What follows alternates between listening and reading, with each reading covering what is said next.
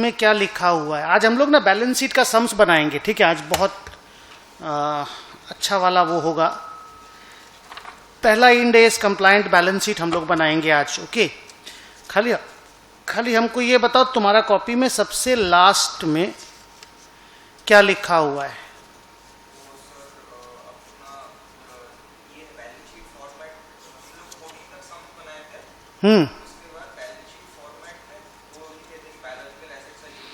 हाँ ठीक है ठीक है ठीक है ठीक है ठीक है।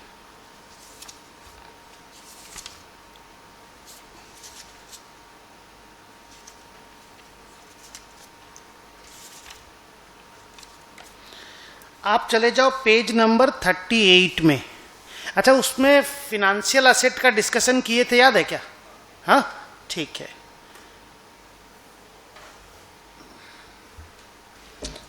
पेज नंबर 38 में चले जाओ, क्वेश्चन नंबर 17 देखोगे।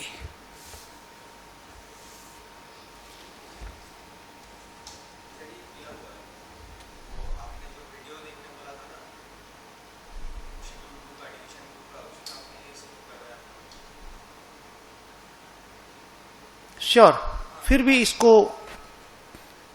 अभी भी कितना दोनों सम करा दिए थे क्या? देखो तो 17 और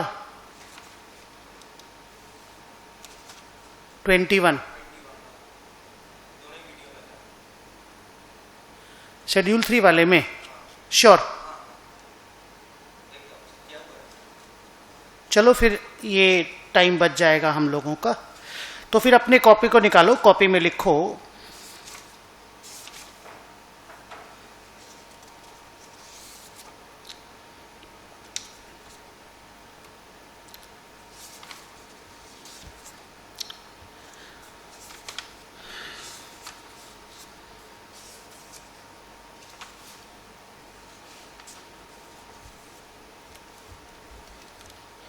रेडी, स्टार्ट करते हैं आज की क्लास को। कॉपी में लिखो मटीरियलिटी एंड एग्रीगेशन। बुक में सब कुछ लिखा हुआ, अगर मेरे को कुछ पैराग्राफ डिस्कस करने के लिए कुछ लिखाना पड़ेगा तो हम लिखाएंगे। ओके,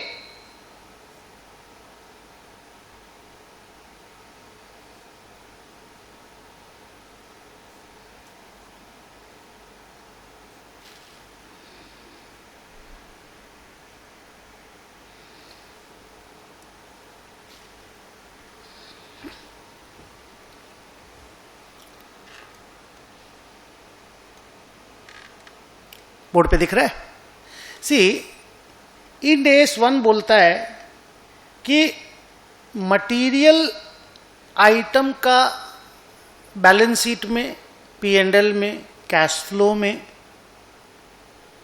और नोट्स में, इधर और कहीं पर भी अलग से उसको जगह मिलना चाहिए। बिकॉज मटेरियल आइटम क्या होता है, इन्फ्लुएंसर होता है। जैसे यूट्यूब इन्फ्लुएंसर होते हैं ना, इंस्टाग्राम इन्फ्लुएंसर, वैसे मटेरियल आइटम भी इन्फ्लुएंसर होता है। वो लोगों की डिसीजन मेकिंग को इन्फ्लुएंस करता है। मटेरियल आइटम का जानकारी अगर लोगों को मिलता है तो लोगों का डिसीजन इन्फ्लुएंस्ड होता है। आप उसको छुपा लोगे ना मटेरियल इंफॉर्मेशन को, तो लोग एक्स डिसीजन लेंगे, बता दोगे तो हो सकता है उनका डिसीजन वाई हो जाए। और मैनेजमेंट से अच्छा कोई नहीं जानता कि कौन सा आइटम मटेरियल है कंपनी के पॉइंट ऑफ व्यू से। और हर कंपनी के लिए मटेरियलिटी का जो वो है ना पैमाना, जिसको अपन वेट बोलते हैं, वो अलग अलग होता है। रिलायंस के लिए एक्स आइटम में भी मटेरियल, बट कोई और कंपनी के लिए 0.2x भी मटेरियल हो सकता है। सो द आइडिया इज कि मटेरियल आइटम का सेपरेट प्रेजेंटेशन होना चाहिए। बहुत सारी इममटीरियल आइटम अगर एक क्लास को बिलोंग करता है तो उसको एग्रीगेट करके एक मटेरियल इंफॉर्मेशन बना देना is better. Because after all आप बैलेंस शीट 400 पेज का नहीं बना सकते कि उसमें छोटा छोटा हर इममटीरियल आइटम दिखाते गए लोग साला बैलेंस शीट का ही उसको मतलब जो एसेंस है उसी को लोग ठीक से समझ नहीं पाए। सो टू मेनी इममटीरियल आइटम को नहीं दिखाना है। अगर उनका क्लास बन के एक मटेरियल इंफॉर्मेशन पैदा हो जाए तो कर देना है। To that extent aggregation is required. लेकिन साथ में यह भी नहीं भूलना है कि मटेरियल आइटम का इंफॉर्मेशन छुपना नहीं चाहिए, because they are influencers.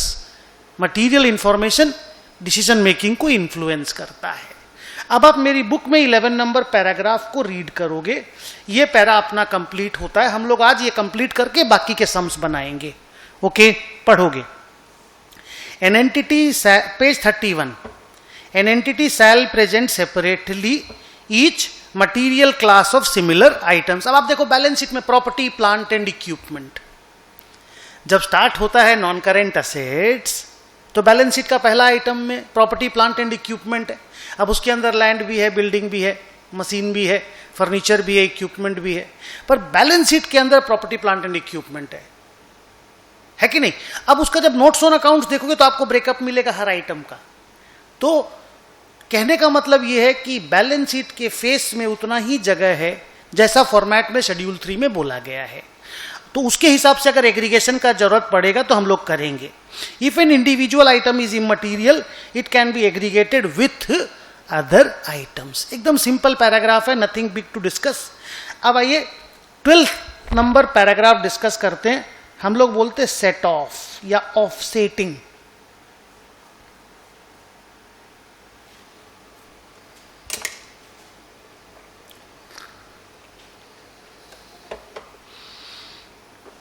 Income का एक्सपेंस के साथ, इनफ्लो का आउटफ्लो के साथ, असेट का लायबिलिटी के साथ। सेट ऑफ इंड एस में इजी नहीं है। You should not set off incomes with expenses, outflows with inflows and liabilities with assets unless and until set of करने से ही सब्सटेंस ऑफ द ट्रांजैक्शन पता चलता है। उस आइटम का सब्सटेंस तभी पता चलता है जब आप उसको सेट ऑफ कर देते हो। 2, सेट ऑफ करना लीगली परमिसिबल है। 3, सेट ऑफ करना इंड एस में प्रोहिबिट नहीं किया गया है, रादर रिक्वायर किया गया है। एंड लास्ट, सेट ऑफ करके ही नेट का पेमेंट होने वाला है so far as asset liability is concerned. अगर इतना सारा चीज को चेक करने के बाद आपको लगता है कि सेट ऑफ कर दो तो सेट ऑफ कर दो, अदरवाइज सेट ऑफ करने की जरूरत नहीं है। वैसे ना जब आप पढ़ोगे सारा इंडेस धीरे धीरे धीरे धीरे धीरे धीरे करके तो आपको पता चलता जाएगा कि कहां कहां सेट ऑफ करना अलाउड है या कहां कहां इंडेस बोलता है अरे इसको तो सेट ऑफ कर ही देना चाहिए। जैसे लास्ट क्लास अगर तुमको याद हो जो मैं लिया था, उसमें आपके साथ एक बात हुआ था कि डेफर्ड टैक्स असेट और डेफर्ड टैक्स लायबिलिटी को सेट ऑफ कर दिया जाता है और नेट करके दिखाया जाता है। इसमें कंडीशन है, इंडेस 12 में ये बोला हुआ है, आप पढ़ोगे टाइम जब आएगा तो ये बोला हुआ है कि दोनों सेट ऑफ तभी होगा if they both have arisen in the same governing country या सेम गवर्निंग टैक्स लॉज। दोनों अगर एक ही कंट्री में पैदा हुआ है, एक ही लॉ से पैदा हुआ है तो सेट ऑफ कर दो। दूसरा एक और कंडीशन है कि करेंट टैक्स असेट और प्रोविजन फॉर टैक्स, जिसको करेंट टैक्स लायबिलिटी बोलते हो, ये दोनों भी सेट ऑफ करने का पोजीशन में होना चाहिए। अगर ये दोनों कंडीशन फुलफिल होगा तब आप डीटीए डीटीएल को सेट ऑफ कर सकोगे, अदरवाइज आप सेट ऑफ मत करो। तो कितना क्लियर कट डिमार्केशन करके इन डेज में सेट ऑफ डीटीए डीटीएल को कर लेना है और कब करना है उसका पूरा आइडिया आपको इन डेज 12 में दिया हुआ है। तो ऐसा बहुत सारा चीज का सेट ऑफ का आइडिया इन डेज आपको देगा। तो ये इंडेस 1 बोलता है कि भाई नॉर्मली अपने मन से सेट ऑफ मत करो। इंडेस बोलेगा ना जहां जहां वहां सेट ऑफ कर दो, कोई प्रॉब्लम नहीं है, लेकिन सेट ऑफ तभी करो जब वो, अब मान लो लीगली परमिसिबल ही नहीं है सेट ऑफ करना, तो फिर आप सेट ऑफ नहीं कर सकते। अगर आपको पता चलता सेट ऑफ कर देने से तो substance of the transaction he disturb हो जा रहा है, यार ये तो एकदम ही चीज ही ठीक नहीं आ रहा है, तो मत करो ना सेट ऑफ। अब जैसे कभी भी तुम देखना सेल और परचेज सेट ऑफ नहीं होता है, जबकि परचेज किया हुआ माल ही तो बेचते हैं, लेकिन क्या आप सेल लेस परचेज करके ग्रॉस प्रॉफिट दिखा सकते हो? P&L में रेवेन्यू फ्रॉम ऑपरेशन अलग दिखाया जाता है और purchase of stock in trade अलग दिखाया जाता है। बोलो हाँ या ना? तो मत करो ना सेट ऑफ, वहां करने की जरूरत क्या है? लेकिन आप पढ़ोगे एक और इंड एस में, that end S is perhaps end S 37, provision वाला जो इंड एस है, उसमें आप पढ़ोगे कि अगर कोई एक्सपेंस का आप प्रोविजन बनाते हो और वहां पे रीइंबर्समेंट है तो P&L में नेट करके दिखाया जाता है। क्लियर? तो इस इंडेस का यही बोलना है कि भाई आंख मूंद के सेट ऑफ मत करो, इनकम को एक्सपेंस के साथ, इनफ्लो को आउटफ्लो के साथ, असेट को लायबिलिटी के साथ सेट ऑफ इजीली मत करो। सेट ऑफ तब करो जब सेट ऑफ करना ही सब्सटेंस ऑफ द ट्रांजैक्शन हो। सेट ऑफ तब करो जब लीगली परमिसिबल हो। सेट ऑफ तब करो जब इंडेस अलाउ करे। नॉर्मली स्पीकिंग सेट ऑफ मत करो। अब तुम्हारा बिजनेस है मान लो कमीशन इनकम का, और तुमको सब एजेंट लोगों को कमीशन देना भी पड़ता है, तो तुम दोनों को सेट ऑफ करके थोड़ी ग्रॉस प्रॉफिट दिखा दोगे, बिकॉज नहीं तो हाँ परचेज सेल के जैसा ही तो हो गया ना। तो ये सब चीज को बहुत केयरफुली असेस करके सेट ऑफ करना। अगर लगे कि सेट ऑफ करने से ही ट्रू एंड फेयर पिक्चर आता है तो सेट ऑफ करो, otherwise don't do that, it's simple. तो ये पैराग्राफ भी अपना कंप्लीट होता है। चलो पैराग्राफ रीड कर लेते हैं and then let us move forward. कहता है entity will not set off incomes and expenses, assets and liabilities, inflows and exflows, incomes inflows and out. क्यों हुआ ऐसा बोल? तो इनकम का इनफ्लो और आउटफ्लो से एक्सपेंस वाला वर्ड आ गया, तो इनफ्लोज एंड एक्सफ्लोज हो गया। तो ये मेरे साथ बहुत होता है, मेरा 2 वर्ड मिल जाता है बीच बीच में, उससे एक नया वर्ड पैदा होगा जो मीनिंगलेस होता है, ठीक है, उसको आप लोग संभाल लेना बीच बीच में। तो inflows and outflows unless it is required oblique permitted by the end S. अच्छा हाँ, ये चीज आप जानते हो अच्छे से कि प्रोविजन फॉर बैड डेट को और प्रोविजन फॉर डेप्रीसिएशन को जब हम असेट के साथ माइनस करके दिखाते हैं तो वो सेट ऑफ नहीं है, that is a requirement of presentation as per the respective Ind AS. तो इसको कभी भी सेट ऑफ मत समझना। यहां हम लोग असेट और लायबिलिटी सेट ऑफ नहीं कर रहे। जैसे डेटर और पीबीडीडी को नेट करके दिखाते हैं ना, तो डेटर तो असेट है बट पीबीडीडी क्या कोई लायबिलिटी है? No, PBDD itself is a reduction in the value of the asset. जैसे आप पीपी को प्रोविजन फॉर डेप्रिसिएशन को नेट करते हो, तो क्या प्रोविजन फॉर एसेट तो एसेट है, बट क्या प्रोविजन फॉर डेप्रिसिएशन एक लायबिलिटी है? नो, इसीलिए इसको सेट ऑफ नहीं बोला जाता। नहीं कर सकते, नहीं बोला जाता। ये तो नेट करके ही दिखाने का ही सिस्टम है, ठीक है। तो वहां लिखा हुआ देखो, provision for bad debt, provision for depreciation etc. are reduction in the value of the assets and not considered as offsetting. तो इस पे आपको 2-2 मार्क्स के क्वेश्चन छोटे छोटे मिल सकते हैं, पैरा 11 पे भी, 12 पे भी, 13-14 सब पे। तो 11-12 हम लोगों ने आज 2 पैराग्राफ अभी तक कंप्लीट किया। आइए अगले पैराग्राफ में चलते हैं। हाँ बोल बेटा। हाँ 1 मिनट। हाँ चलो प्रदीप ध्यान दोगे बेटा, और इत्रो का एक क्वेश्चन है, बोल बेटा।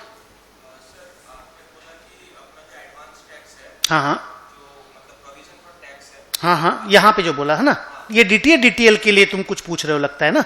हाँ ठीक है, बोलो।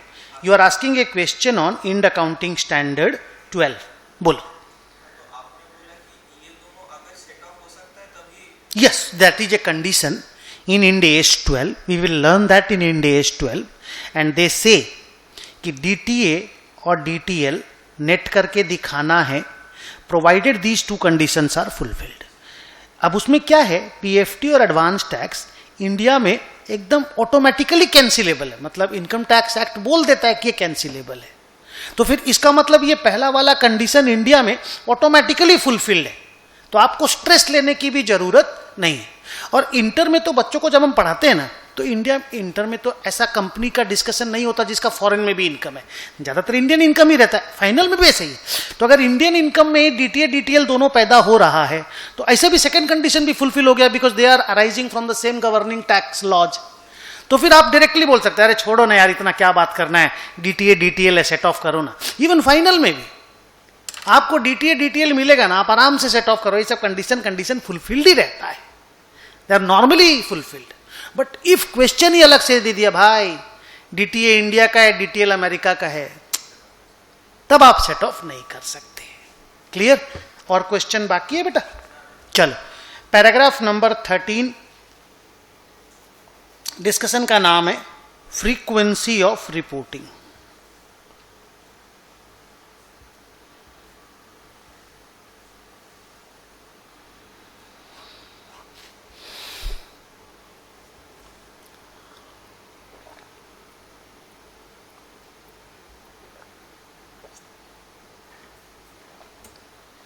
पहले मेरे को बोल लेने दे, उसके बाद पैरा रीडिंग बाद में। हमेशा स्टूडेंट पैराग्राफ का रीडिंग मेरे डिस्कशन के बाद में करेगा। उस वक्त कोई क्वेश्चन होगा, तुमको बाद में क्वेश्चन आया मेरे से आराम से पूछो, बट आप पहले मत पढ़ना। क्या बोलता है फ्रीक्वेंसी ऑफ रिपोर्टिंग? कि भाई मेजॉरिटी में, रादर आप अपने लाइफ में हमेशा एनुअल रिपोर्टिंग ही देखोगे। So frequency of reporting means annual reporting basically. लेकिन आपने सुना होगा कि लिस्टेड कंपनी का सेबी का क्लॉज 41 ना क्या एक तो एग्रीमेंट होता है। हम ये क्लॉज 41 वगैरह सेबी के रूल्स नहीं जानते, बट देयर इज समथिंग जो लिस्टेड कंपनी को बोलता है कि आप लोगों को क्वार्टरली रिपोर्टिंग करना पड़ेगा। तो ये एक अलग रूल है कि यहाँ लिस्टेड कंपनियां क्वार्टरली रिपोर्टिंग भी करती है। एंड फॉर दैट हमारे यहाँ पे भी एक इंड एस बना हुआ है already, Ind AS 34। We will learn that, we will complete that. ठीक है, अब ये कहानी है कि अगर मैं हमेशा एनुअल रिपोर्टिंग करता हूं and because of some reason और दी अदर्स मेरा एनुअल रिपोर्टिंग की जगह 9 मंथ का रिपोर्टिंग हो गया या 1 साल 2 महीना का रिपोर्टिंग हो गया, अगर कोई भी कारण से, स्पेसिफिकली इन बिजनेस कॉम्बिनेशन का केसेस ऐसा हो जाता है। बट अगर ऐसा कभी भी हुआ, फॉर एग्जाम्पल मान लो मेरा पेरेंट जो है वो मार्च में बैलेंस शीट बनाता है और मैं दिसंबर में बैलेंस शीट बनाता हूं। अब पेरेंट के लिए मेरे को मार्च तक में लेकर के जाना पड़ सकता है, तो इन दैट केस मेरा रिपोर्टिंग 15 महीना का भी हो सकता है। अगर इस तरह का कभी भी सिचुएशन आया तो आप कर दो वो वाला रिपोर्टिंग जैसा पेरेंट रिक्वायर करता है, लेकिन फिर आपको दुनिया भर का डिस्क्लोजर्स देना पड़ेगा कि आप ऐसा क्यों किए, आप बताओ कि हम ऐसा किए, पहले तो फैक्ट बताओ, फिर रीजन बताओ, और फिर ये भी बताओ कि भाई देख ले ये 15 महीना का रिपोर्टिंग है, कंपेरेटिव वाला 10-12 महीना का ही था। अभी ना 15 महीना मार्च एंडिंग किए हैं, इसके पहले सारा मेरा दिसंबर एंडिंग ही हो से दिसंबर एंडिंग था मेरा, हम मार्च किए इस बार, इसके पुराना सारा मेरा दिसंबर एंडिंग ही है, इसलिए कंपेरेटिव्स में प्रॉब्लम हो सकता है। ये बात भी हाईलाइट करके लिख दो, when ever the frequency of reporting is changed. Got the point? चलो मेरी तरफ से कंप्लीट है, पैराग्राफ रीड करते हैं। The financial statements are presented annually. So annually means 12 महीना is the frequency of reporting normally. Listed companies are also required to prepare and present quarterly information as per SEBI guidelines. तो वो एक अलग reporting है जिसको आप quarterly reporting बोलते हो, दैट इज डन क्वार्टरली। आजा आजा। If an entity changes its reporting period which normally happens at the time of business combination, जो मैंने आपको बोला कंसोलिडेशन वगैरह में जरूरत पड़ता है, the entity has to disclose a reason for using the longer और शॉर्टर पीरियड। बताना पड़ेगा मेरा होल्डिंग का मार्च में वो होता है रिपोर्टिंग, क्योंकि वो इंडिया की कंपनी है और हम मान लो यूएस में हैं, यूएस में दिसंबर में रिपोर्टिंग होता है, तो हम अभी तक दिसंबर में करते थे, अभी हमको मार्च में रिपोर्टिंग करना पड़ रहा है, तो मेरा ये साल का जो P&L वो 15 महीना का है। तो ये आपको रीजन लिख के देना पड़ेगा और ये फैक्ट भी लिखना पड़ेगा कि the amount presented in the financial statements are not entirely comparable. So ये फ्रीक्वेंसी ऑफ रिपोर्टिंग का आइडिया इंड एस 1 में था। आई अगले पैराग्राफ, छोटे छोटे पैराग्राफ से, हाँ अगले पैराग्राफ में चलते हैं, पैराग्राफ नंबर 14।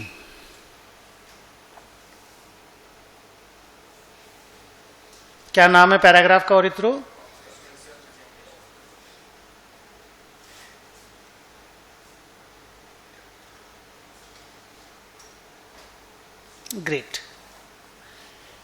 नाम है कंसिस्टेंसी ऑफ प्रेजेंटेशन।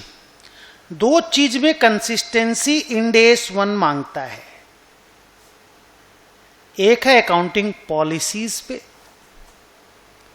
एक है असेट लायबिलिटी के क्लासिफिकेशन पे। असेट लायबिलिटी इक्विटी,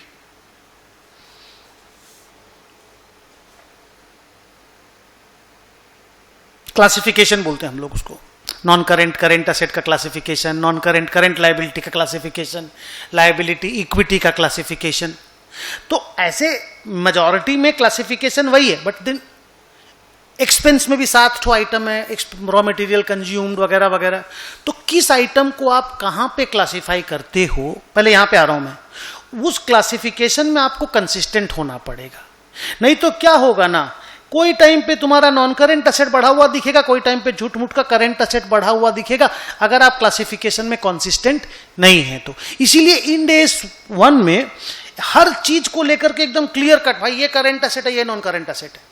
फिर बाद में जब आप इंड एस 32 पढ़ोगे तो ये इक्विटी है, ये लायबिलिटी है, current liability non current liability classification हम लोग पढ़ के गए हैं। तो उस क्लासिफिकेशन कैसे होगा वो तो इंड एस बोलता ही है, साथ में आपको बोलता है please be consistent in your classification of the balance sheet, P&L etcetera. Because अगर क्लासिफिकेशन में आप इनकंसिस्टेंट रहेंगे तो हम लोगों को फिनेंशियल स्टेटमेंट को कंपेयर करने में लास्ट ईयर करेंट ईयर में प्रॉब्लम होगा। और आप जानते हो comparability is one of the most important qualifying माने क्वालिफिकेशन या कैरेक्टरिस्टिक ऑफ फिनेंशियल स्टेटमेंट्स। बोलते हैं ना हम लोग कि 4 फिनेंशियल स्टेटमेंट का कैरेक्टरिस्टिक्स बताओ, उसमें कंपेरेबिलिटी पैराग्राफ है कि नहीं, रिलायबिलिटी, रेलेवेंस, कंपेरेबिलिटी और एक तो क्या है, अंडरस्टैंडेबिलिटी। तो कंपेरेबिलिटी डिस्टर्ब होता है जब आप चीजें बदलते रहते हो बार बार। सेम चीज उन्होंने अकाउंटिंग पॉलिसीज को लेकर के भी बोला। हाँ, ये भी बोला कि जब भी मान लो कोई अकाउंट इंड एस ही चेंज हो गया और उसी ने बोला नहीं अब आप ये पॉलिसी फॉलो कर ही नहीं सकते, अब तो आपको यही वाला पॉलिसी फॉलो करना पड़ेगा जो हम बोल रहे हैं, तो ऑब्वियसली फिर आपको चेंजेस तो करना ही पड़ेगा। एंड इन दैट केस भी जब आप इंड एस 8 पढ़ोगे, इस चीज को लेकर के अलग से इंड एस 8 है जिसमें साफ बोला गया है कि whenever you do that retrospectively, number 1 do that retrospectively, दूसरा fact and effect should be disclosed, तीसरा रीजन कि तुमने क्यों चेंज किया वो भी बताओ। तो जब सारा इंड एस का नॉलेज हो जाएगा ना, तब आपको तो कंप्लीट पिक्चर मिलेगा, कॉम्प्रिहेंसिव पिक्चर मिलेगा। ये तो जैसे मूवी का first scene, second scene, third scene देखते हैं ना, फिर जब एंड मूवी का कंप्लीट होता तब जाके पता चलता अच्छा दी मूवी वांटेड टू से दिस। ये चीज वैसे एक एक केस पढ़ते जाओगे ऐड होता जाएगा, लेकिन जब सारा इंड एस का नॉलेज एक साथ हो जाएगा ना, तब आपको प्रॉपर समझ में आएगा, okay now I know this. अब मेरे साथ एडवांटेज है कि हम सारा इंड एस कई बार पढ़े हुए हैं, तुम लोग छोटे हो अभी चालू कर रहे हो पढ़ना, तो तुम लोग को धीरे धीरे वो ऐड होता जाएगा। इसलिए देखो बीच बीच में हम इंड एस 1 पढ़ा रहे हैं पर साथ में आपको इंड एस 8 के बारे में बोल रहे हैं, अभी 1 पढ़ा रहे थे इंड एस 12 के बारे में बोल रहे थे, ताकि वो पिक्चर कंप्लीट तुमको दिखाई दे। ओके, चलो पैराग्राफ को पढ़ो। पैराग्राफ नंबर 14 मेरी तरफ से कंप्लीट है। The accounting policies and classification of items should be consistent from one period to another unless the change is required by an Ind AS or for better presentation। अच्छा, better presentation जो है ना, उसको आप true and fair word से replace कर सकते हो। जब भी हम लोग वर्ड बोलते हैं ना, it is done for better presentation, तो that we always say it is done for getting the true and fair view. Okay, आइए अगले पैराग्राफ में चलते हैं। Paragraph number 15। क्या नाम है पैराग्राफ का? Extra ordinary items. जब आप लोग इंटरमीडिएट में थे तो एक अकाउंटिंग स्टैंडर्ड होता था जिसमें एक्स्ट्रा ऑर्डिनरी आइटम का अलग से डिस्कशन होता था, अकाउंटिंग स्टैंडर्ड 5। सीए फाइनल में इंड एस में मतलब एक्स्ट्रा ऑर्डिनरी आइटम बोल के वर्ड ही कहीं पर नहीं है, माने पूरे सिलेबस में ये वर्ड यूज ही नहीं किया गया है। मतलब उनका बोलना ऑर्डिनरी और एक्स्ट्रा ऑर्डिनरी आइटम या बीइंग समथिंग एक्स्ट्रा ऑर्डिनरी या if something is extra ordinary that doesn't make it material कि उसको अलग से दिखाया जाए। हम लोगों के यहां पे एक एक्स्ट्रा ऑर्डिनरी आइटम के इंटर में बोल रहा हूं, तब ये बोला जाता था कि N extra ordinary item should be disclose separately so that it's impact can be perceived. ये वर्ड बोलते थे इंटरमीडिएट में। फाइनल में बोला गया कोई डिस्टिंक्शन ही नहीं है ऑर्डिनरी और एक्स्ट्रा ऑर्डिनरी के बीच में। लॉस बाय फायर और सैलरी दोनों एक्सपेंस है, दैट्स इट। अलग से दिखाने लायक लॉस बाय फायर के अंदर ऐसा कुछ भी नहीं है कि हम लोग अलग से दिखाएंगे। क्लियर?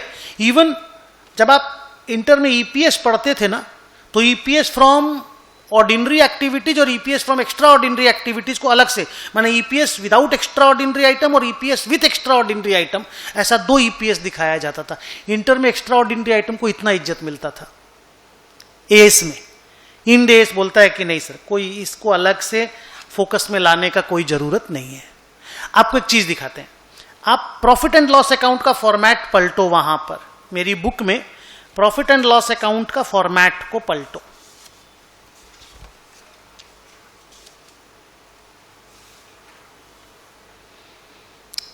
वहां देखो इनकम माइनस एक्सपेंस जब किया गया तो वहां लिखा गया profit before exceptional items.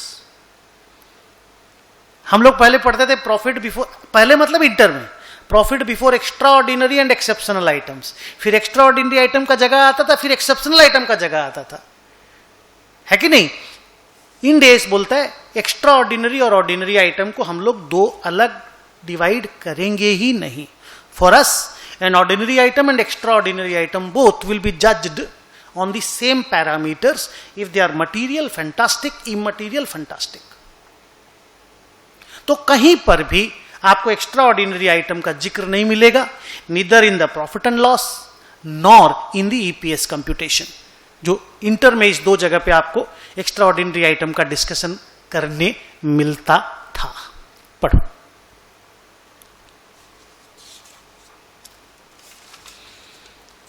There is no requirement of separate presentation of extraordinary items in the Ind accounting standard system.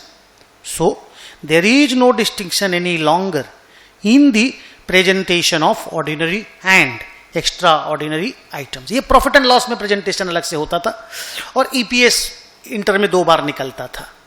ठीक है, फाइनल में इसका कोई जिक्र कहीं पर हम नहीं करेंगे। डन? हाँ बोल बोल बोल। तो फिर आप दिखाओ ना, बट उसको एक्स्ट्रा ऑर्डिनरी आइटम बोल करके अलग से जज्बा देने की जरूरत नहीं है। जैसे एक नॉर्मल आइटम मटेरियल होता है, आप उसको अलग से दिखाना चाहते हो, वैसे दिखाओ ना, हम लोगों को कोई प्रॉब्लम नहीं है। If it is an influencer दिखाओ ना, हमको कहां प्रॉब्लम है। But being an extra ordinary item doesn't make it A material item. हम लोग ये बोलना चाहते हैं। मटीरियलिटी का पैमाना मैनेजमेंट को जज करने दो। Whether an item is a material item और not, let management decide. Inter में तो क्या होता था, एस 5 बोलते if it is an extra ordinary item it is a material item, show it separately, the end of the story. उसी के हिसाब से शेड्यूल 3 का फॉर्मेट भी बनाया गया। याद तो है ही इंटर का फॉर्मेट, और फाइनल के फॉर्मेट में ही गायब है। देख लो, इंड एस के फॉर्मेट में ही नहीं है वो। Got the point clear? Good. अब आइए अगला पैराग्राफ पे चलते हैं।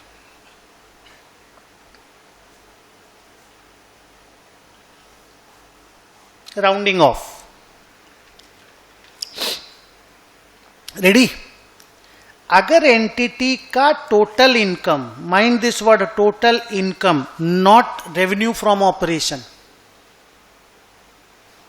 अगर एंटिटी का total income less than 100 crore है, क्या बोला? अगर एंटिटी का total income less than 100 crore है तो उसको balance sheet, P&L, cash flow और नोट्स ऑन अकाउंट्स को राउंड ऑफ करना पड़ेगा either in hundreds or in thousands or in lakhs or in millions. लेकिन ये करना पड़ेगा ही. पहले था कैन बी, अब उस वर्ड में आ गया शैल बी. तो अगर मेरी बुक में कैन बी लिखा हुआ है तो हटा के उसको शैल बी कर देना, मस्ट कर देना. पहले था आपका मन करे तो कर लो, नहीं मन करे तो पूरा फिगर दिखा दो. मतलब 102 करोड़ 40 लाख है, या मान लो 99 करोड़ 46,000 है, 46,72,982 का सेल है, तो आप ऐसे भी दिखा सकते थे पहले. अब rounding off has become mandatory. तो ये 4 तरीके से राउंड ऑफ पॉसिबल है. इन हंड्रेड्स, बोलो, इन थाउजेंड्स, 100 होता 2 काटो, 1000 होगा तो 3 काट दो, लैक्स होगा तो 5 काट दो, मिलियंस होगा तो 6 काट दो. बोल तो दे हाँ. तो आपको ऐसे करके राउंड ऑफ करना है. मिलियन 10 लाख को बोलते मालूम ही है. गुड. और अगर आपका टोटल इनकम, यहां टोटल इनकम को फोकस करना, ज्यादातर लोग कंफ्यूज होते हैं, रेवेन्यू फ्रॉम ऑपरेशन ले लेते हैं. टोटल इनकम आ गया है. अगर एंटिटी का total income is equal to और मोर देन 100 करोड़, तो आपके पास 3 ऑप्शन है, लैक्स, मिलियंस और क्रोर्स. यहां पे 4 ऑप्शन है. छोटा सेल है तो 4 ऑप्शन है, बड़ा सेल है तो खाली 3 ऑप्शन है, लैक्स में, मिलियंस में और क्रोर्स में. बुक में कैन भी लिखा हुआ है कि शैल भी लिखा हुआ है. हाँ, तो उसको काट के शैल कर देना. ओके, चलिए पढ़ते हैं पैराग्राफ को कि as per companies act schedule 3 the figures appearing in the financial statement shall be rounded off depending upon the total income of the companies as follows. It is optional. काट दे, अब काट के मैंडेटरी कर दिया ना. Thank you. It is mandatory. तुम भी कर दे.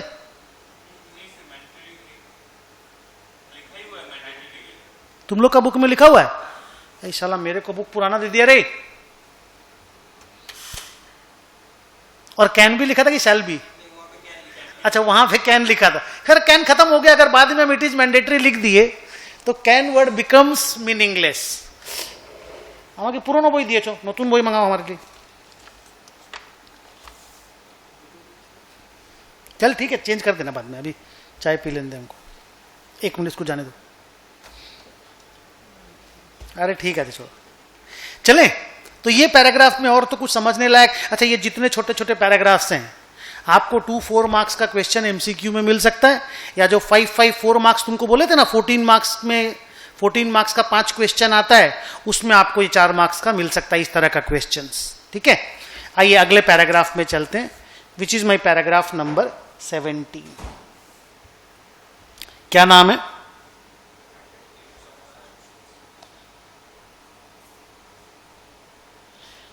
इस सब का वो भी दिखाएंगे आप लोगों को कि एक बार देख लो ये कहानी कैसे होती है.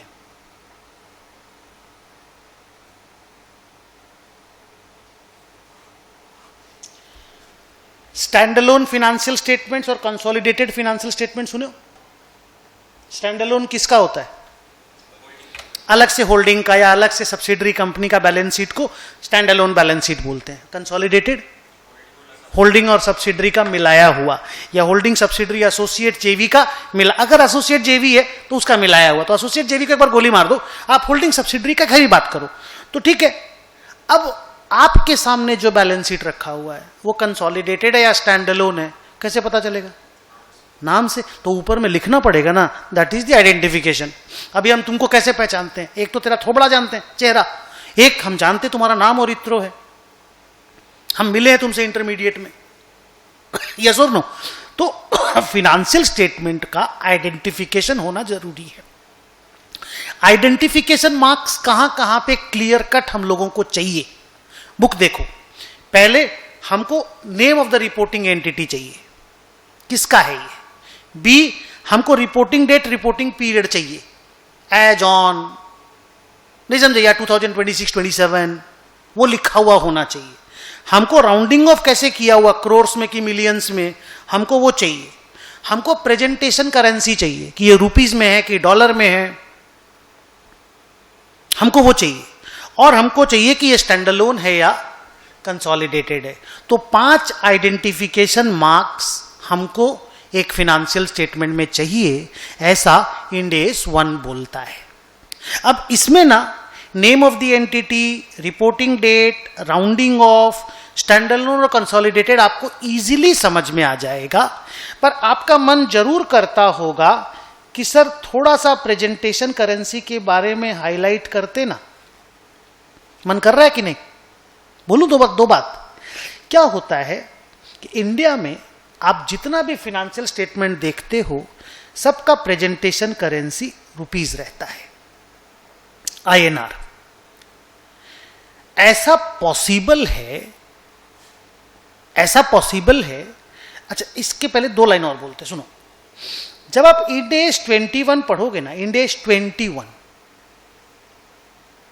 फॉरेन एक्सचेंज वाला इंड एस, उसका इंड एस 21 नंबर है। उसमें एक आइडिया दिया गया फंक्शनल करेंसी, फॉरेन करेंसी और प्रेजेंटेशन करेंसी का। फॉरेन करेंसी तो नाम से समझ में आता है क्या फॉरेन करेंसी है, बट फंक्शनल करेंसी का बेसिक मतलब है जिसमें तुम्हारा बिजनेस डोमिनेटेड है, मतलब basically you do your business in this currency, that is your functional currency. माने मेजॉरिटी में तेरा selling prices is decided by dollars, तो dollar becomes your functional currency. नहीं समझे? अब डॉलर को छोड़ के बाकी जो भी करेंसी हो गया वो फॉरेन करेंसी हो गया। If dollar is your functional currency, तो all other currencies are called foreign currency. Presentation currency क्या हुआ कि अगर तुम्हारा फंक्शनल करेंसी डॉलर है, तो इन 99.99% केसेस तुम्हारा प्रेजेंटेशन करेंसी भी डॉलर ही होगा, क्योंकि तुम जिसमें धंधा करते हो तुम अपनी बैलेंस शीट भी उसी में बनाना चाहोगे, क्योंकि तुमको पता है ना भाई मेरे लिए यही इंपॉर्टेंट है, dollar is important for me, तो हम डॉलर में ही बैलेंस शीट बनाएंगे। मेरा धंधा ही सब डॉलर में चलता है, मेरा बातचीत ही वैसे ही चल रहा है कि $2, $5, $22, $17, हमारा ऑफिस में बात ही वैसे ही चलता है। लेकिन in case your presentation currency is different because of some reason और दी अदर्स। मान लो तुम्हारे पेरेंट ने ही बोला तुमको युवान में बनाना है, मान लो तुम चाइना में ही रहते हो, भले तेरा फंक्शनल करेंसी डॉलर है पर यू आर इन चाइना, भले तेरा प्रेजेंटेशन करेंसी डॉलर है but you are in India, तेरा फंक्शनल करेंसी डॉलर है बट तुम हिंदुस्तान में हो। इंडिया में सेबी बोलता है या आरओसी बोलता है कि रुपीस में तुमको बैलेंस शीट बना करके देना पड़ेगा, से लिस्टिंग रिक्वायरमेंट है कि रुपीस का बैलेंस शीट चाहिए, तो फिर तुमको एक प्रेजेंटेशन करेंसी का बैलेंस शीट अलग से बनाना पड़ेगा ना, यस और नो? तो फंक्शनल करेंसी और प्रेजेंटेशन करेंसी का ये आइडिया आपको इंड एस 21 में दिया जाएगा। धंधा जिस करेंसी में है उसको फंक्शनल करेंसी बोलते हैं, बैलेंस शीट जिस करेंसी में बन रहा है उसको प्रेजेंटेशन करेंसी बोला जाता है। लास्ट 99.999% केसेस में फंक्शनल करेंसी और प्रेजेंटेशन करेंसी सेम होता है, बट अगर अलग है तो फिर वो बात भी नोट्स में बताना पड़ता है। एंड प्रेजेंटेशन करेंसी का मतलब हुआ कि ये बैलेंस शीट जो दिखाई दे रहा है ये कौन सी करेंसी में बना हुआ है। ये 5 आइडेंटिफिकेशन मार्क्स, एक बार पांचों को पढ़ो। Name of the reporting entity, reporting date oblique reporting period, rounding off, presentation currency और स्टैंड अलोन है या कंसोलिडेटेड है। ये बात हम लोगों को फिनेंशियल स्टेटमेंट का आइडेंटिफिकेशन मार्क्स के रूप में इंड एस 1 ने बोला है।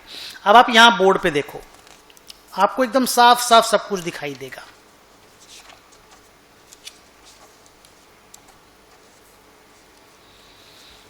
बहुत सारा कचरा हो गया बट देखो यहां पे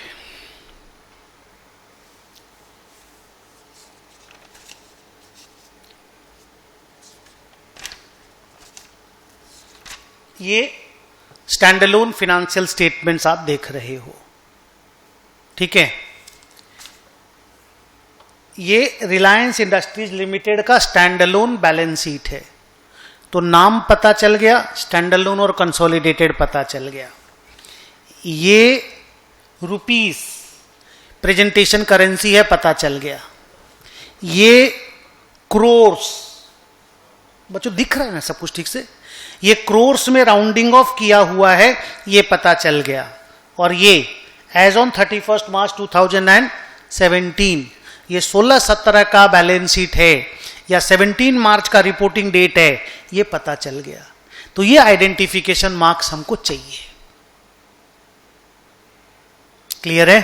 चलो एक बार रीडिंग कर लो, अगले पैराग्राफ में चलते हैं।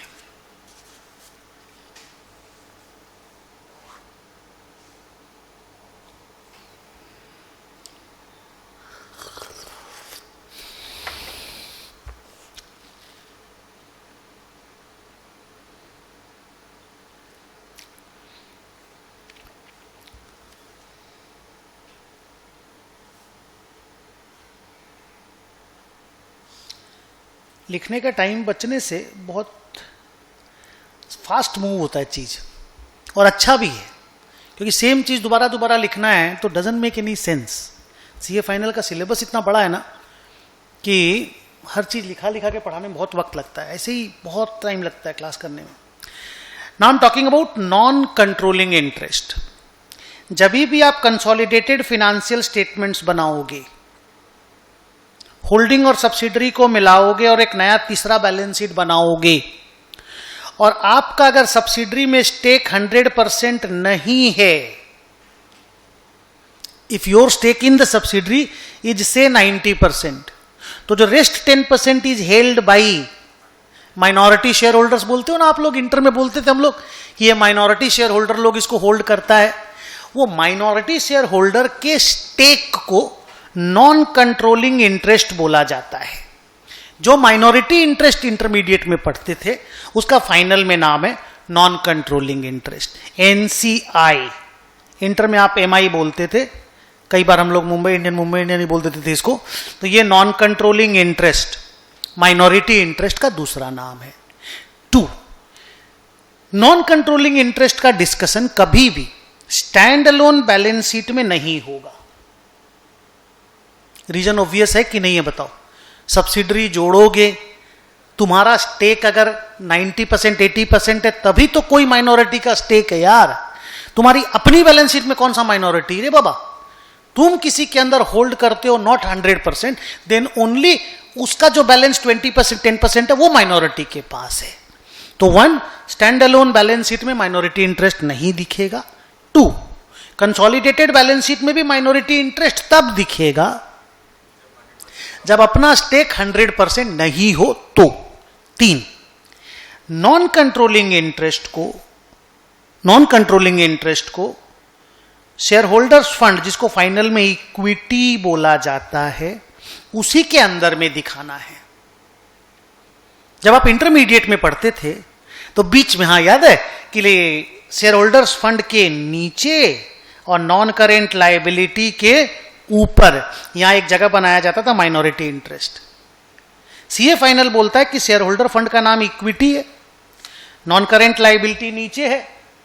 इंड एस बोलता है यहीं पे 3 आइटम आएगा, equity share capital, other equity और नॉन कंट्रोलिंग इंटरेस्ट, जो साफ क्लियर रहेगा कि ये तीनों आइटम इक्विटी का पार्ट है। तो नॉन कंट्रोलिंग इंटरेस्ट को इक्विटी का पार्ट बनाने के लिए स्पेसिफिक इंस्ट्रक्शन है in the Ind accounting standard system.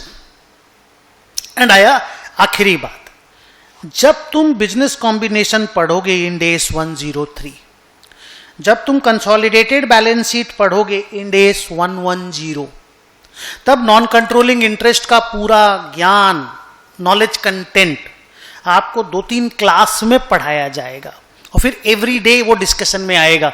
चल इसका एनसीआई निकालते हैं, पहला दिन का एनसीआई पता करो, ईयर एंड का एनसीआई पता करो, एनसीआई को प्रॉफिट कितना दिया, एनसीआई को ओसीआई कितना दिया। एनसीआई को प्रॉफिट कितना दिया मींस करेंट ईयर प्रॉफिट में से, प्रॉफिट लॉस का दो पार्ट होता है ना, एक ऊपर वाला पार्ट एक नीचे वाला पार्ट। तो P&L से कितना मिला एनसीआई को, ओसीआई से कितना मिला एनसीआई को। What is OCI? Other comprehensive income, जिसमें अनरियलाइज्ड प्रॉफिट दिखाते हैं हम लोग। याद है 9 आइटम है, हम बोले 5 पढ़ो अभी, रिमेंबर दैट। तो उनमें से कितना मिला एनसीआई को, ये सब कुछ प्रॉपरली डिस्क्लोज्ड होना चाहिए। इवन जो P&L का फॉर्मेट है ना, P&L का आपके सामने तो शायद अभी स्टैंड अलोन का फॉर्मेट दिए हम, शायद, आई डोंट नो, अभी देखेंगे। जो P&L का फॉर्मेट है ना, उसमें साफ लिखा हुआ है कि प्रॉफिट लॉस में से ओनर का कितना है, एनसीआई का कितना है, अदर कॉम्प्रिहेंसिव इनकम में से ओनर का कितना है, एनसीआई का कितना है, टोटल में से ओनर का कितना है, एनसीआई का कितना है। वो बाइफर्केशन P&L के फेस पे देना पड़ता है। Got the point? हाँ, माने नहीं, कंसोलिडेटेड सब्सिडरी के P&L में एनसीआई कहां से आएगा? स्टैंड अलोन किसी बैलेंस शीट में नॉन कंट्रोलिंग इंटरेस्ट आता ही नहीं है, it only comes in the consolidated balance sheet. तो हम 4 लाइन तुमको बोले, क्या? नॉन कंट्रोलिंग इंटरेस्ट सिर्फ तभी पैदा होता है जब हम सब्सिडरी के अंदर 100% स्टेक से कम होल्ड करते हैं। 2, ये सिर्फ कंसोलिडेटेड बैलेंस शीट में ही फीचर कर, माने कंसोलिडेटेड फाइनेंशियल स्टेटमेंट में ही फीचर करता, स्टैंड अलोन में फीचर कर ही नहीं सकता। 3, नॉन कंट्रोलिंग इंटरेस्ट को इक्विटी के अंदर दिखाना है, इक्विटी से अलग नहीं दिखाना है।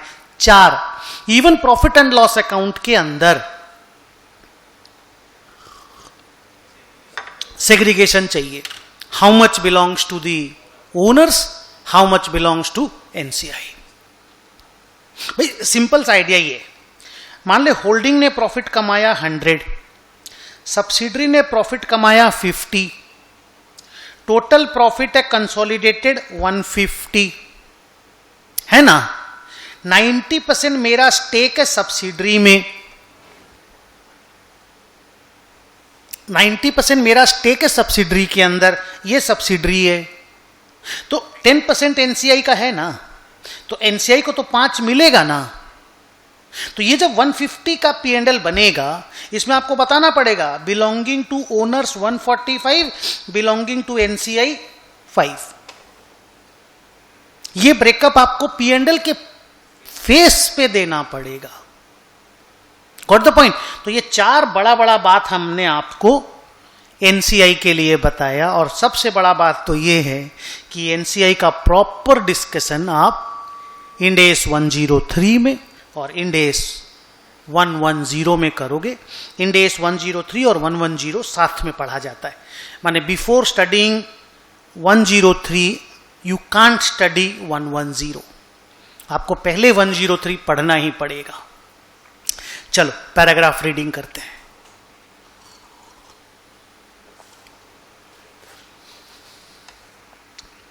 If a parent does not hold 100% equity stake in a subsidiary, then the remaining stake which is held by minority shareholders is called non-controlling interest. In the consolidated balance sheet, non-controlling interest is shown under equity. In the consolidated profit and loss, we have to segregate the net profit, the OCI, and the total comprehensive income attributable to owners of the parent and non controlling interest. ये वाला बात जो मैंने बोला, तो ये 4 मोटा मोटा बात वहां पैराग्राफ में लिखा हुआ और हमने अलग से आपको एक्सप्लेन भी कर दिया। एक बार आप लोग P&L का फॉर्मेट देखो तो हम उसमें बिलोंगिंग टू एनसीआई और बिलोंगिंग टू वो करके दिए हैं या स्टैंड अलोन वाला ही दिए हैं? देखो तो स्टैंड अलोन वाला ही है ना, वही बिगिनिंग का क्लास है ना, इसीलिए स्टैंड अलोन वाला ही दिया हुआ है। ओके, चलो आगे चलते हैं।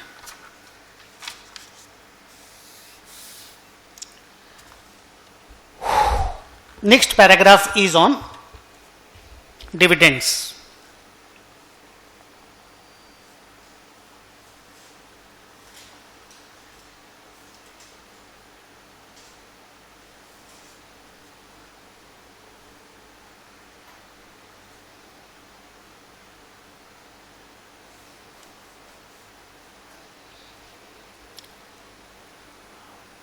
साल खत्म हुआ 31 मार्च 25, ये साल खत्म हो गया, अभी जस्ट खत्म हुआ।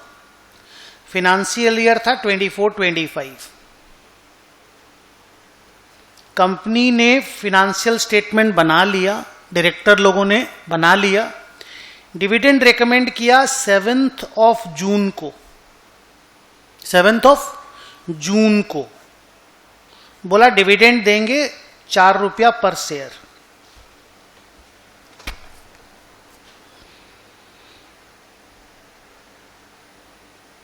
डिविडेंड देंगे 4 रुपया per share out of the profits earned in the year 24-25, जिसका रिपोर्टिंग डेट 31/3/25 है। In the directors meeting the directors recommended a dividend of ₹4 per share as on 7 June 2025 and you always call it final dividend. इसी dividend को final dividend बोलते हैं, because interim dividend तो साल के बीच में कभी भी दिया जाने वाला डिविडेंड को इंटरिम डिविडेंड बोलते हैं। So I am not talking about interim dividend at this point of time, हम फाइनल डिविडेंड का बात कर रहे हैं। ये जो डिविडेंड है ये 24-25 के लिए प्रोपोज्ड डिविडेंड कहलाता है और 25-26 के लिए डिक्लेयर्ड डिविडेंड कहलाता है। समझ पाए? फिर से बोलूं, ये डिविडेंड जिसका एग्जाम्पल हमने दिया ये 24-25 फाइनेंशियल ईयर के लिए प्रपोज्ड डिविडेंड कहलाता है एंड ईयर 25-26 के लिए डिक्लेयर्ड डिविडेंड है। सेकेंड बात, प्रपोज्ड डिविडेंड का अकाउंटिंग एंट्री पॉसिबल नहीं है। प्रपोज्ड डिविडेंड का अकाउंटिंग एंट्री पॉसिबल नहीं है क्योंकि इंड एस बोलता है वो वाला क्या नाम 37 नहीं, end S 10 events after the reporting period. End S 10 बोलता है लाइबिलिटी अक्रू ही नहीं किया है। जब तक डिविडेंड डिक्लेयर नहीं हुआ लाइबिलिटी अक्रू नहीं हुआ। Liability accrues on 7 June, so don't record a liability before 7 जून। तो मार्च में लाइबिलिटी लिखना अलाउड ही नहीं। तो क्या करें फिर? अभी डिविडेंड तो इतना मटेरियल इंफॉर्मेशन है, डिविडेंड बहुत बड़ा इंफॉर्मेशन है। हम शेयर होल्डर के लोगों के लिए कोई कंपनी डिविडेंड देती है तो हम लोग 1000 शेयर और खरीद लेते हैं। डिविडेंड देना हम लोगों का एक तो जिसको बोलते हैं ना कि आप क्या क्या चीज देख के कंपनी खरीदते हैं, शेयर खरीदते हैं, उसमें डिविडेंड इज वन इंफॉर्मेशन। तो ये डिविडेंड को नोट्स ऑन अकाउंट्स में दिखाया जाता है। डिविडेंड का अलग से एक नोट्स बनता है। जब नोट्स ऑन अकाउंट्स बनाते हो ना, dividend is a note. Significant accounting policies के अंदर में नहीं, नोट्स ऑन अकाउंट्स के अंदर में। Second, in the next year जब आप ये डिविडेंड डिक्लेयर कर दिए on 7 June to be precise, आप एक एंट्री मारोगे रिजर्व्स एंड सरप्लस अकाउंट या सरप्लस अकाउंट जिसको रिटेन्ड अर्निंग बोलते हो, to dividend payable and dividend payable account debit to bank. Obviously ये 7 जून को होगा तो ये 18 जून या 4 जुलाई को हो सकता है। 30 डेज का इंडिया में टाइम मिलता है, डिक्लेरेशन के बाद पेमेंट के अंदर 30 डेज का टाइम मिलता है, बट अभी मेरे लिए वो इंपॉर्टेंट नहीं है। ये एंट्री लेकिन कौन सा साल में हो रहा है? 25-26 में। और डिविडेंड कौन सा प्रॉफिट से दिया गया? 24-25 का। और कौन सा साल में डिक्लेयर किया गया? 25-26 में। और 24-25 में उसको कौन सा डिविडेंड बोलोगे? प्रपोज डिविडेंड और नोट्स में आएगा क्योंकि लाइबिलिटी अक्रू नहीं हुआ। 25-26 में आप कौन सा डिविडेंड बोलोगे? उसको डिक्लेयर्ड डिविडेंड। अब उसका अकाउंटिंग एंट्री करने का वक्त आ गया। ये जो सारा डिस्कशन है ये इंटरमीडिएट में भी सेम था। It has not changed from inter to final. आप देख रहे हो बहुत सारा चीज का हम इंटर फाइनल करके बता रहे हैं। पहला 3-4-5 दिन में ये कंफर्ट आ जाएगा ना, फिर हम लोग खाली फाइनल का डिस्कशन करेंगे। ओके, बुक में पढ़ लो।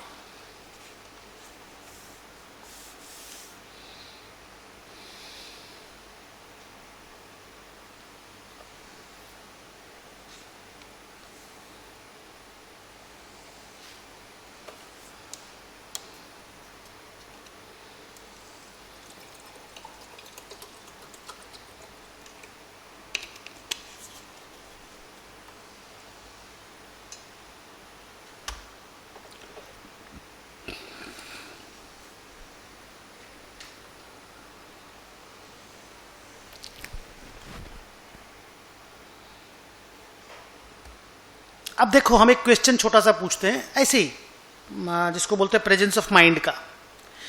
ऐसा ही केस अगर रहा, ऐसा ही केस, तो can dividend payable come in the balance sheet? No, क्योंकि 30 डेज के अंदर, एनुअल बैलेंस शीट का बात कर रहे हैं, 30 डेज के अंदर अंदर तो पेमेंट ही हो जाएगा और अगला साल का बैलेंस शीट में आने का चांस है। इस साल का बैलेंस शीट में तो ऐसे भी नहीं आएगा। क्लियर? लेकिन अगर ये वाला डिविडेंड हम इसी साल डिक्लेयर कर दिए, हम डिक्लेयर कर दिए, आप उसका इंटरिम डिविडेंड नाम दे दो, हमको दुख नहीं है, पर हम डिक्लेयर कर दिए। इंडिया में एक साल ऐसा हुआ था, अभी हम साल बता नहीं पाएंगे कौन सा साल में, बट एक पर्टिकुलर ईयर में ऐसा हुआ था कि मेजॉरिटी ऑफ द कंपनीज अगला साल में डिक्लेयर होने वाला डिविडेंड को मार्च में डिक्लेयर कर दिया था, इंटरिम डिविडेंड का नाम से। कुछ टैक्स वैक्स में चक्कर हुआ था, कुछ तो हुआ था कि शेयर होल्डर को टैक्स देना पड़ेगा, फलाना कुछ तो ऐसा हुआ था कि इंडिया में ऐसा एक पर्टिकुलर ईयर में हुआ था, अभी हम भूल गए कब हुआ था, but income tax was the main reason for that. हाँ, वही इनकम टैक्स, सीडीटी, जो भी, मतलब कहने का मतलब दैट कहानी वाज द ओनली कहानी बिकॉज ऑफ दिस हैपेंड। उस पर्टिकुलर ईयर में मार्च 30-31 तारीख को सारा कंपनी ने डिविडेंड डिक्लेयर किया था। तब डिविडेंड पेएबल बैलेंस शीट में आएगा कि नहीं आएगा बताओ? बिकॉज नेक्स्ट ईयर में, करंट ईयर में डिक्लेयर हो गया ना, तो इन दैट केस लायबिलिटी भी बन सकता है। ओके, तो ड्रॉप करते हैं इस डिस्कशन को, आइए अगले पैराग्राफ में चलते हैं। अनुपम एसी चला दे।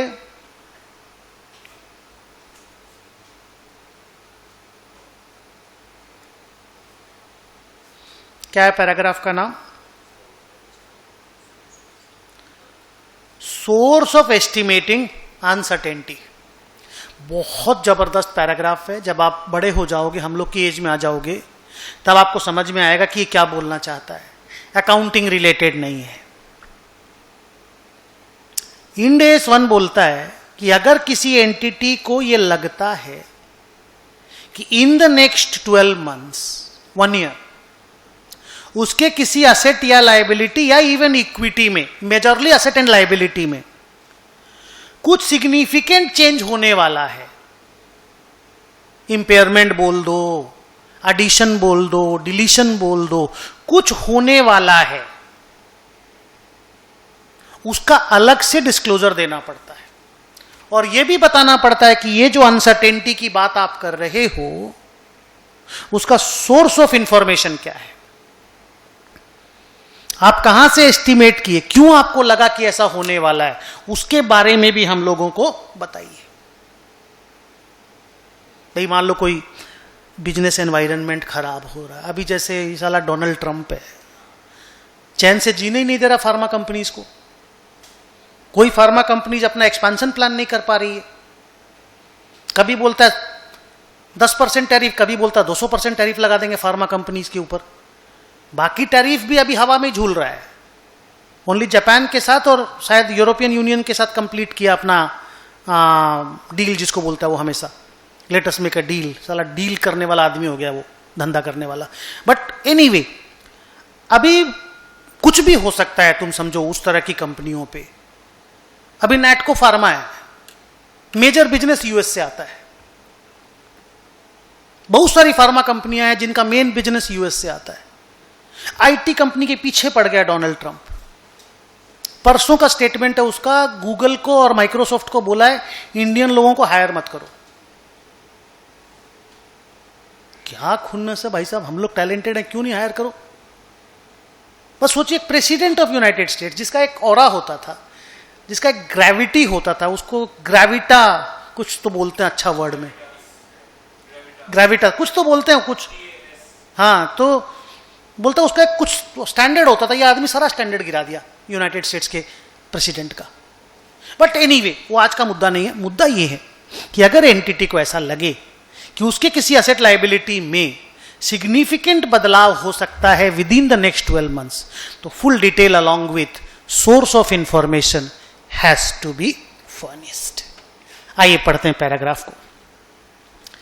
If the entity estimates that there is a significant risk of material adjustment in the carrying amount of assets and liabilities within the next 12 months, then the entity must disclose the source, the nature, the name of the asset and liability and equity, asset liability and equity मत दिखाना, and its carrying amount. तो ये equity नहीं है, मैं equity काट दूं, asset liability के ऊपर ही है खाली.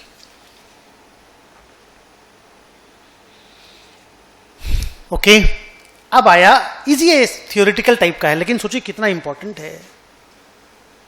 अभी फार्मा कंपनीज अपना बैलेंस शीट अगर बनाएगी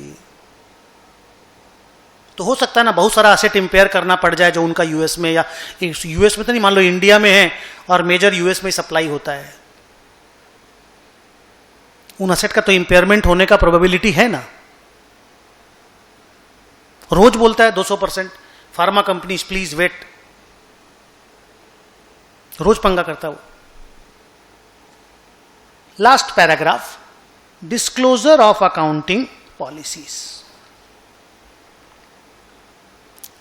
नोट्स ऑन अकाउंट्स के अंदर अलग से एक स्टेटमेंट ऑफ अकाउंटिंग पॉलिसीज का डिस्क्लोजर होता है, आप लोगों को मालूम है. तो इंड AS 1 भी ये वाला बात बोलता है. जैसे हम लोगों का तो अगर याद हो AS 1 का नाम ही होता था इंटर में disclosure of accounting policies. Ind AS 1 में disclosure of accounting policy is 1 paragraph, कि भाई आपको अपना सारा सिग्निफिकेंट अकाउंटिंग पॉलिसीज को नोट्स ऑन अकाउंट्स में डिस्क्लोज करना पड़ेगा. वहां देखिए एक लाइन लिखा हुआ है, along with measurement basis and judgement used.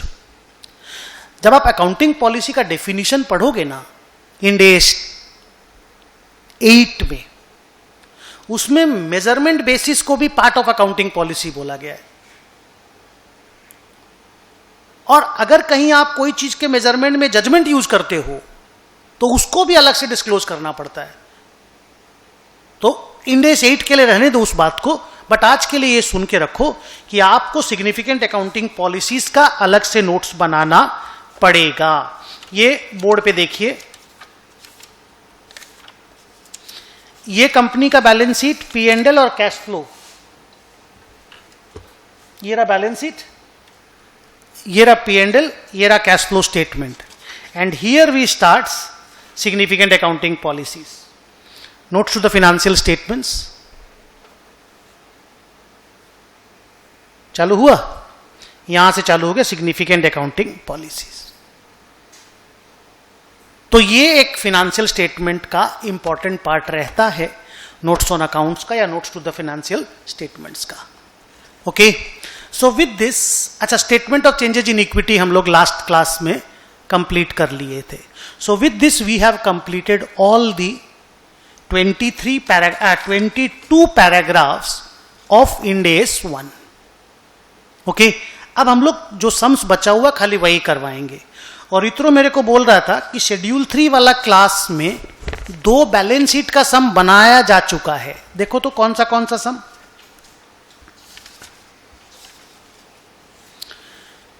देखो तो ठीक बोल रहा है क्या प्रदीप, तुम तो देखा होगा. क्वेश्चन नंबर 17 ऑलरेडी कंप्लीटेड है ना, और क्वेश्चन नंबर 21 भी कंप्लीटेड है.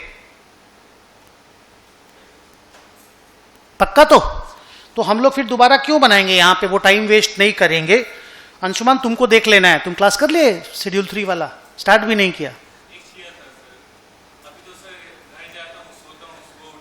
टाइम ही नहीं मिल रहा है. वेरी, हाँ, फाइनल में ये प्रॉब्लम हमेशा रहेगा. वो वाला क्लास जब खत्म हो जाएगा ना तुम्हारा, क्या नाम, इंस्टीट्यूट वाला, वो सब क्लासेस, OTT ATT क्या क्या बोलते हो आप लोग, हाँ, वो सब कंप्लीट होने के बाद थोड़ा टाइम मिलने लग जाएगा. फिर आर्टिकलशिप भी तो चलता होगा ना तुम्हारा. कहाँ पे चल रहा है? मतलब ज्वाइन करोगे कि नहीं करोगे? हाँ, तुम स्टार्ट कर दिया. चलिए, कौन सा सम कंप्लीट कर, बाकी तो सारा सम कराना पड़ेगा ना. कुछ भी बोल देना हमको, बाकी कोई सम अगर कोई दूसरा क्लास में हो गया है तो.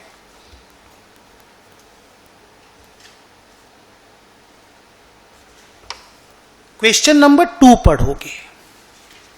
सुनो ना, एक 5 मिनट का ब्रेक ले लेते हैं. 1 आवर 10 मिनट्स हो गया, एक छोटा सा 5 मिनट का ब्रेक लेते हैं, फिर आकर के सम सॉल्व करेंगे. आज का क्लास अब जो बचा हुआ वो खाली सम के डिस्कशन में ही जाएगा. और अगला क्लास में जो पेंडिंग सम रहेगा वो करेंगे, फिर नया चैप्टर स्टार्ट करेंगे।